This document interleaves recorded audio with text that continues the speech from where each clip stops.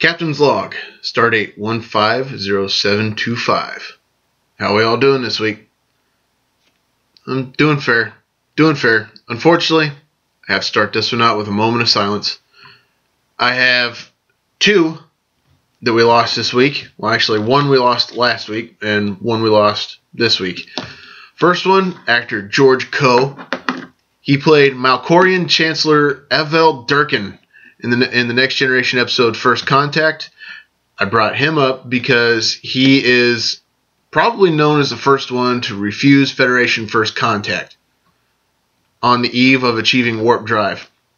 There was a lot to that one. There was a lot behind it. Check out the Next Generation episode First Contact, and you'll understand. He passed away at the ripe old age of 86.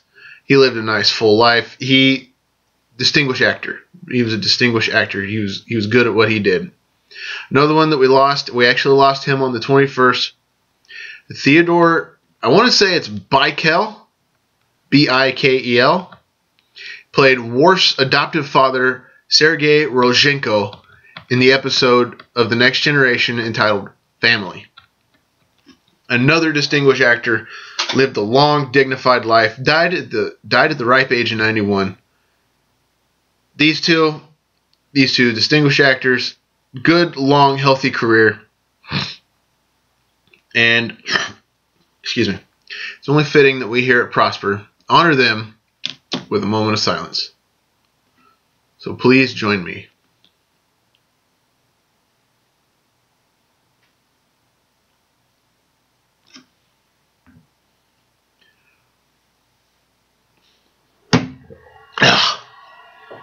Ooh.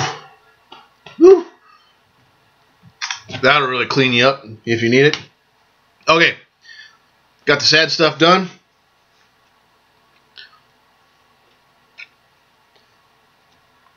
Let's rock and roll. This week's unofficial sponsor of Prosper is the lovely Cat Sky. When I first started my page and my show, this lovely young lady actually quadrupled my fan base in a 16-hour time period. She's a lovely lady. Excuse me, Kat. You and I need to figure something out sometime to where we can do one of these together. I know you know a way. You and I are just gonna have to sit down and figure it out. But check her out, Cat Sky. I'm gonna post a link up yonder. So yeah, check her out. Lovely lady. Find her on Facebook. Find her on YouTube. Subscribe to her. She's definitely deserving. Alright. I have already replicated the beverages of choice this week. Hopefully I only need one, but I might need more. So, without further ado, before I go any further, my 6-month certification that was delayed for 3 months is behind me. Passed it this past week. Flying colors. This one hurt. But hey, you know what? I made it happen. Just like Nike. Just do it. Well, I did it. So, I'm rewarding myself. First beverage of the week. First beverage of choice this week. Chimay Blue. Whopping 9% out of Belgium. And of course, if you can drink a Belgian beer, gotta have the proper instrument. Excuse me. So let's pop this bad boy open. With, of course, the proper opening apparatus.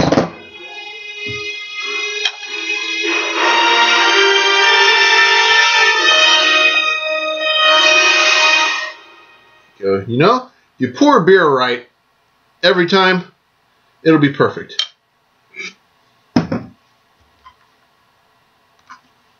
Cheers to you all. Kapla! Say it's in the Klingon Empire. Ugh, it's been too long. It's been too long.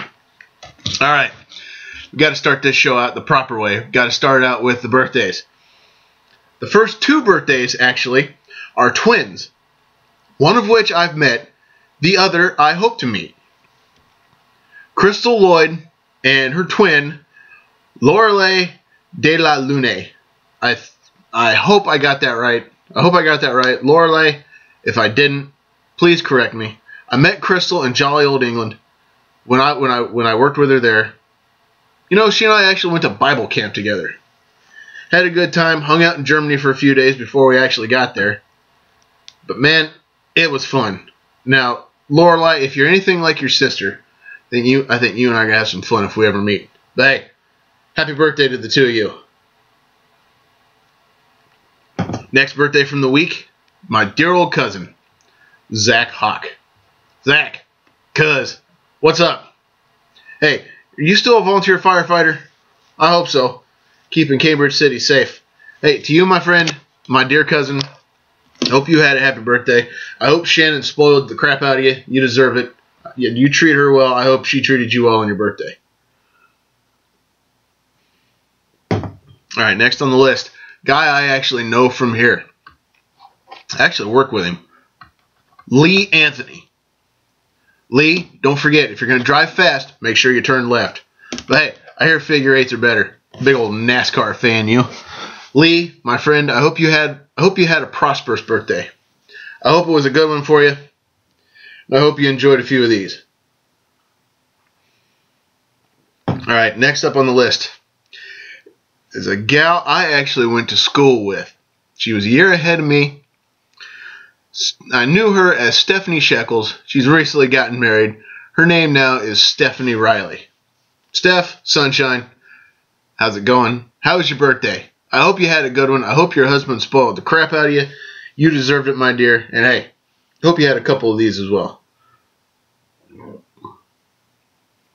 Oh, excuse me. All right, next up is a guy I actually met in Germany that I went through a leadership class with. And he actually earned himself a job promotion this year. I'm talking about Marcus Kripe. Mark Kripe, dude, how you doing? I hope you had a good birthday. Where are you at now?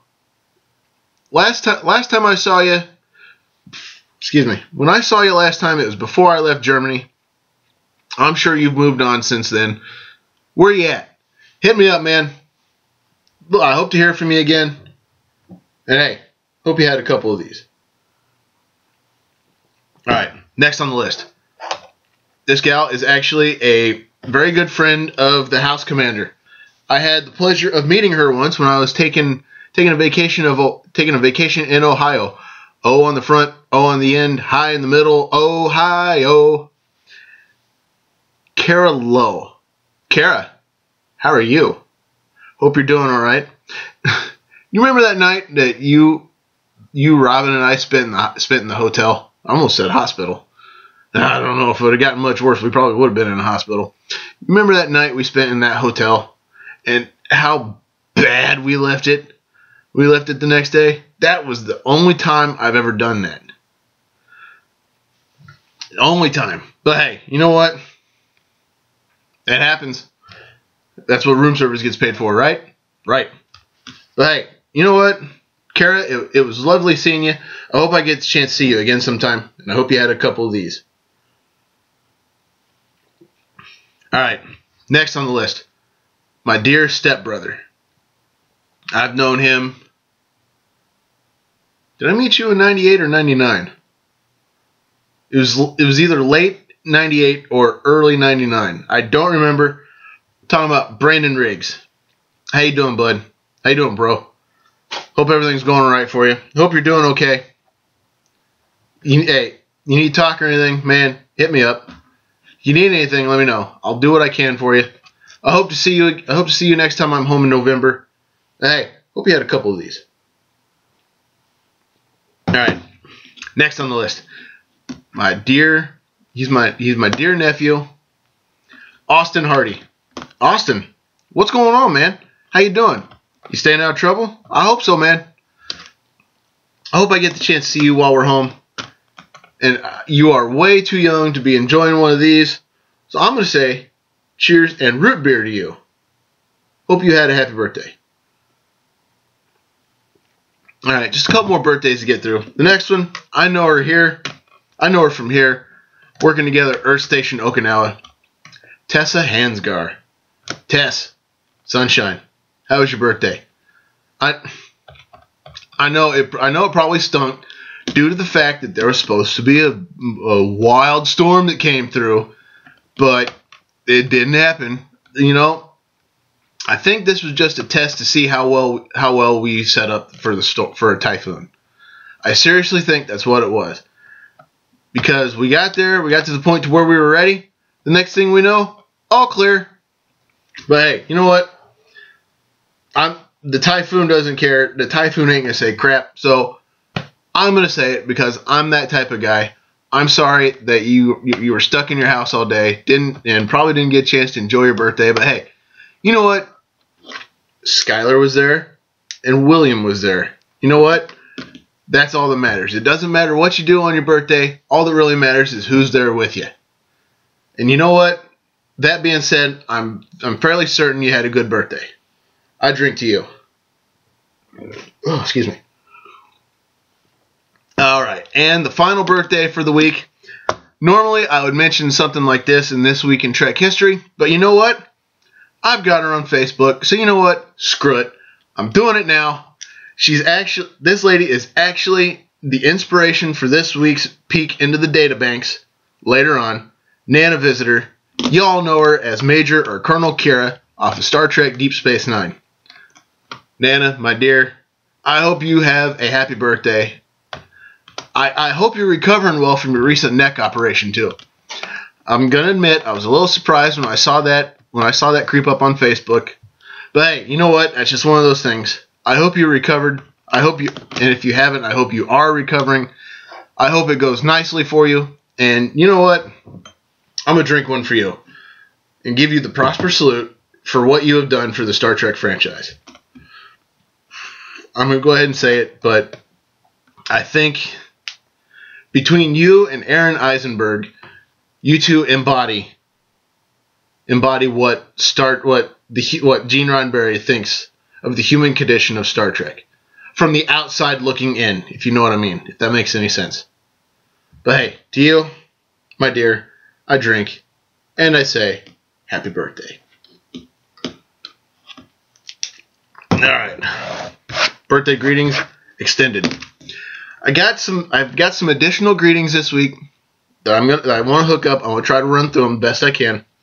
First off, Mike Schroeder. I actually knew him in good old Germany. He's actually living out in Yeehaw, Texas, where men are men and the bulls run scared. He's actually out there with my bud Josh Baker. Mike, if you get a chance, look him up. I told you where he works, but look him up. He's a good dude. Tell him I sent you. And hey, who knows? Maybe you two can enjoy a couple of these together. All right, next on the list. I actually found out this guy's a Masonic brother. Yep, believe it or not. Found out this guy's a Masonic brother. Hey, Xane Fisher, you know what? You want to know if I want to get a beer? Grab one and have it with me. There you go, my friend.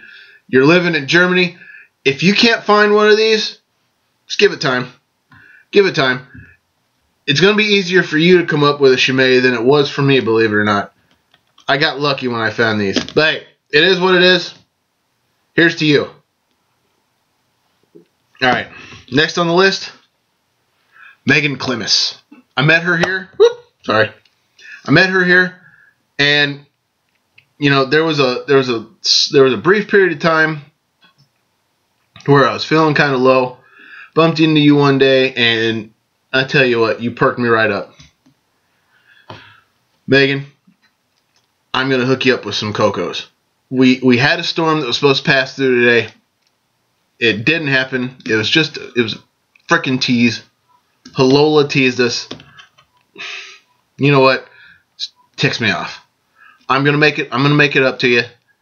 I'm gonna round you up some Cocos. I'll get it in the mail to you. And you know what?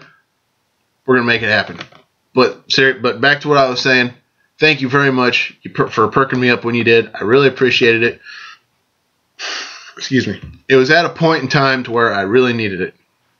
You know what? To you, what the hell? I give you the Prosper Salute. And let's drink.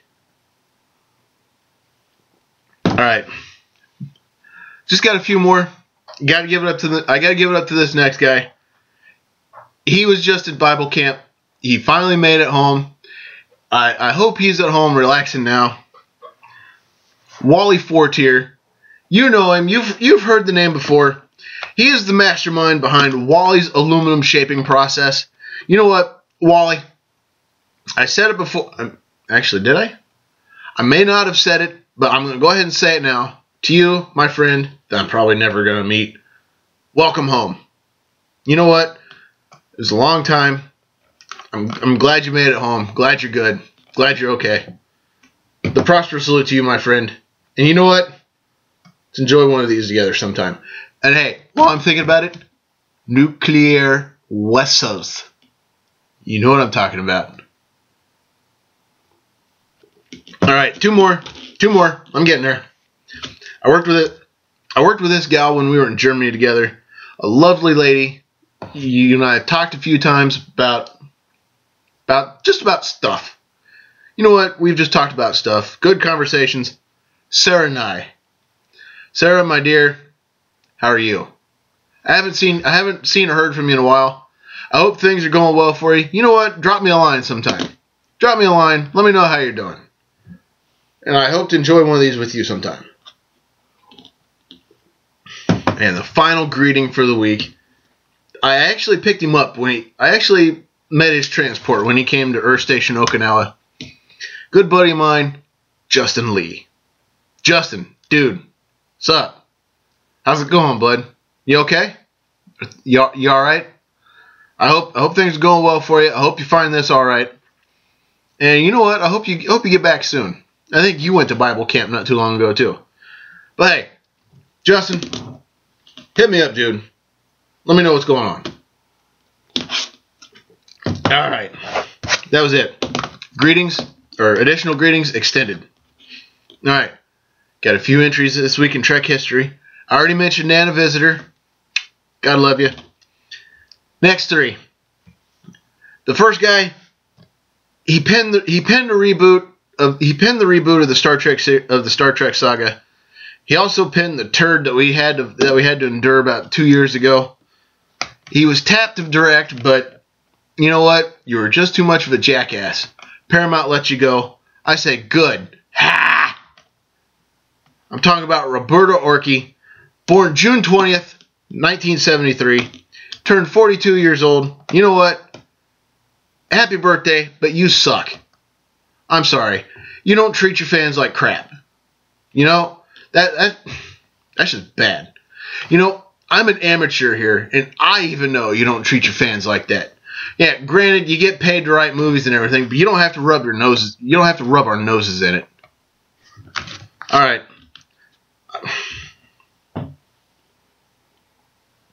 Shit pisses me off. Oh, okay. Next important event. This one go 10 years ago. This one happened 10 years ago on the 20th. We lost a legend in his home in Vancouver.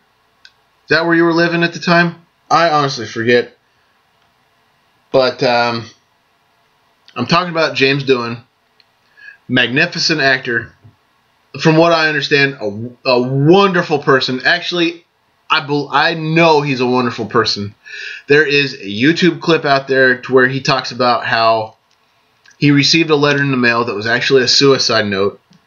He told that fan, he said, "I'm going to be at a convention. I want to see you there." She went. He got a look at her. And he kept telling her, he's like, "All right, I'm going to be here at such and such time. I want to see you there." She kept going. They kept talking. And eventually he lost contact with her. You know, she just kind of fell off the face of the earth. Then I want to say 8 years later, she received a letter, she wrote him a letter. She wrote James a letter saying basically saying, "Thank you for everything that you've done for me," and that it was because of him that she had gone back to school and she had just received, and she was about to receive her master's in mechanical engineering. And from that interview on, it was actually the interview on the documentary Trekkies that he told that story. He said every time he tells that story, it brings a tear to his eye. That is a good story. That is a good man. And we lost a legend. You know what? James, Scotty, the prosper salute to you. That's deep. You're a good man. Or you were a good man. And I wish I'd have had the chance to meet you. I really do. Alright. And finally, the last birthday. Actually on the 22nd, 1934. Louise Fletcher. Now, I know Nana remembers her. But she played, for those of you that don't, she played Kai Wynn from the 1st through 7th seasons of Deep Space Nine. She wasn't a main character, but I'd consider her a major supporting character, considering that, yeah, she was a major supporting character. Watch Deep Space Nine. You'll understand. She turned 81 back on the 22nd. And you know what? I wonder was she a jewel to work with, or was she Kai Wynn in front of and behind the camera? You know, I don't know. Some people are, some people aren't. But hey, let's drink. All right. Additional greetings, or This Week in Trek History, excuse me, taken care of. There was a poll on StarTrek.com this week. StarTrek.com's latest poll asked which villain would win in a fight. The reply options included Khan, Gul Dukat, Q, the Borg Queen, the Jem'Hadar, the Female Changeling, and General Chang. Nearly 12,000 fans voted, and here are the results. And before I say the results, I'm going to go ahead and say my pick lost, but only because I didn't see Q on the list. And speaking of Q, he dominated with 61%. Then we had a huge drop-off down to 17% that said Khan would win. The Borg Queen came in third at 7%. Gul Dukat was right behind her at 5%. Behind him at 4% were the Jem'Hadar. 3% of the 12,000 said General Chang would win in a fight. And a measly 2% said the Female Changeling would win. You know what? It is what it is. Alright. Be sure, if you haven't already, be sure to vote in this week's poll on StarTrek.com, which asked which series had the best theme song. I'm going to go ahead and tell you right now, I don't think my pick's going to win either. But you know what? It's all in fun. And it's all an opinion. That's all it is. Poll's taken care of. Alright. Now, I mentioned that the birthday girl for the 26th, Nana Visitor, I mentioned that she was the inspiration for my pick in this week's look into the databanks. And I had to do it. This week's entry we're covering, this week's featured entry, Second Skin. Deep Space Nine episode from the 3rd season, 5th episode. Kira is kidnapped by the Cardassians, who try to convince her that she really is one of them. This one was a pretty good one. This one featured a lot of character growth for Kira.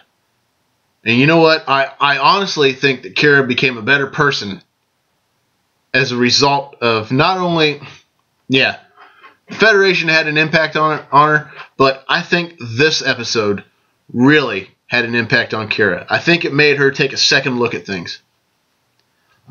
Let's proceed. Robert Hewitt Wolf's original idea for this episode revolved around O'Brien discovering that he was a deep cover Cardassian operative who had replaced the real O'Brien 20 years previously, and it had O'Brien's real memories implanted into his own mind. That would have been an interesting twist. Hard to do. Impossible, and here's why. This would have meant that the O'Brien we first met in Encounter at Farpoint was actually a Cardassian spy. Wolf ran into trouble with this idea when he had to explain how a Cardassian and a human woman could have a fully human child. At this point, Wolf modified the idea so that it revolved around Kira instead of O'Brien. You know what? I honestly, not to take the limelight away from Kira, but if O'Brien hadn't been a family man, this would have worked also. This really would have worked. Wolf says he was influenced in writing this episode by the work of Philip K. Dick, especially Do Androids Dream of Electric Sheep, the book upon which Blade Runner was based. And we can remember it for you wholesale, the short story upon which Total Recall was based. A couple good stories there. Wolf wanted Dr. Bashir to tell Kira at the end of the episode that he could not confirm whether she was a Cardassian replacement or the authentic Bajoran Kira in order to leave Kira permanently unsure of her original identity. He felt this would emphasize that our identity is based on our experiences and who we have been, regardless of one's actual origins. Quoted as saying, "She has been Kira Nerys. She may be the real Kira Nerys. She may be a replacement, but she's Kira Nerys now, and it doesn't really matter. Your identity is who you are. It doesn't matter how you got there. It doesn't matter whether it's true or a lie. If you've lived it long enough, it's true." However, this idea was dropped from the vinyl version of the story. You know what? I'm going to go ahead and give him props. That's a good sentiment, but at the same time, it would have been too ambiguous on Kira's part to leave it in the story. I honestly feel that. During production of this episode, the writers considered making Intek a recurring character. However, they decided to have Garak kill him instead, as this would once again emphasize to the audience that Garak is more than capable of taking a life. We had already seen him shoot Gul Torin in Profit and Loss.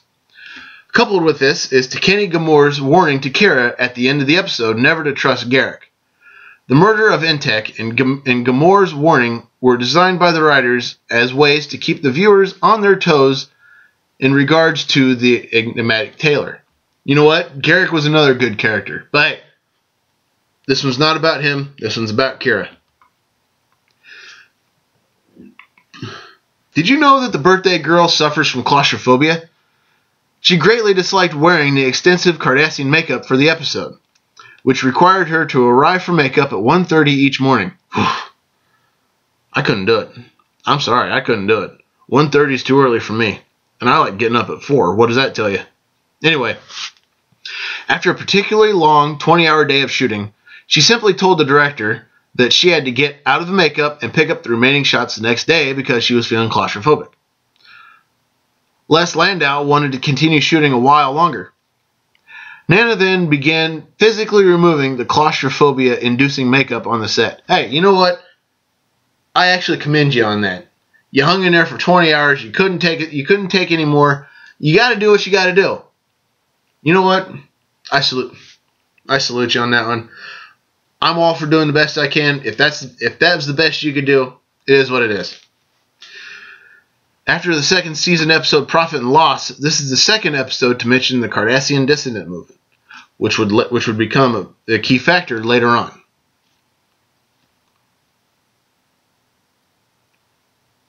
Hold up. Okay. Robert Hewitt Wolf is extremely proud of this episode, especially the thematic continuity. Without sounding pretentious, the theme of the entire episode could be, you can't judge a book by its cover. I firmly believe that. One of the things I was growing up teaching was, don't judge a person by the way they look on the outside. I'm taking a little bit of Klingon belief on this one, but the outside is just a shell. Everyone is wearing a second skin. So Kira is both who she is and she's Ileana Gamor. Legate Gamor is both a very staunch supporter of the Cardassian government and an opponent of the Cardassian government. The USS Defiant appears to be a Kuberian freighter, but it's really a warship. Garak looks like a tailor, but he's really a spy. Sisko looks like a Kuberian captain, and Odo looks like a bag. There are many levels of deception throughout the show. This one just had a wonderful theme. That's all I'm going to say about that. Okay, a few more notes here.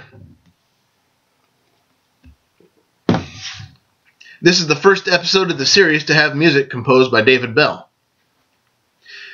In the first sequence where the Cardassians contact Sisko while he is using the holofilter, the only shot of the Koberian disguise is stock footage of the original captain from Duet, with Avery Brooks lip-syncing the first sentence. Actually, I think Brooks dubbed the first sentence. I don't know. I'm not an actor. I'm not the subject matter expert. I'll leave it at that. Norman Large, the original actor in the makeup, was not credited in this episode. Gamor appears again in the 5th season episode Ties of Blood and Water.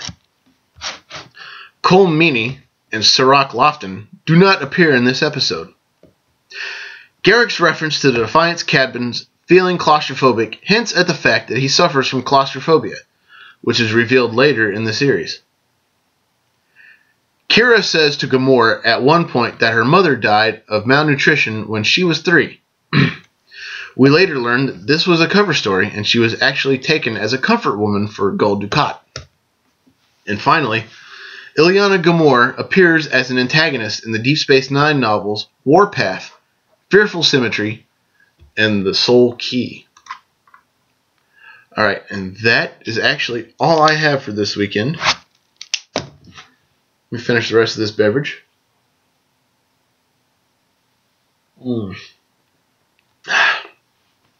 Devoid of life as the brain cells is the average Babylon 5 fan who actually think that Deep Space Nine was a ripoff of Babylon 5. Ladies and gentlemen, it has been a pleasure, as always, coming to you via YouTube to your phones, your tablets, even your Apple TV or your Roku or whatever it is. It's been a pleasure coming to you via YouTube. And you know what? It's time for me to make like the Enterprise and warp out. Ladies and gentlemen, take care. Have an awesome night or day. Don't do anything I wouldn't do, and if you do, name it after me. Don't drink and drive because, well, you might spill your drink, but more importantly, you might kill yourself or somebody else. And drinking and driving is dumber than being a Babylon 5 fan. And what's dumber than that is rooting for cheating bastards like Tom. Giselle won't let me go to the Pro Bowl, and those balls are heavy with all that air in it.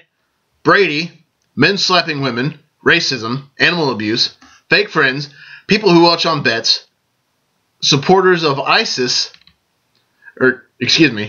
members, anybody who supports, defends, or members of ISIS or the Westboro Baptist Church who tried to picket Leonard Nimoy's funeral but could not find it. Things like that are highly illogical, and I will not make time for them.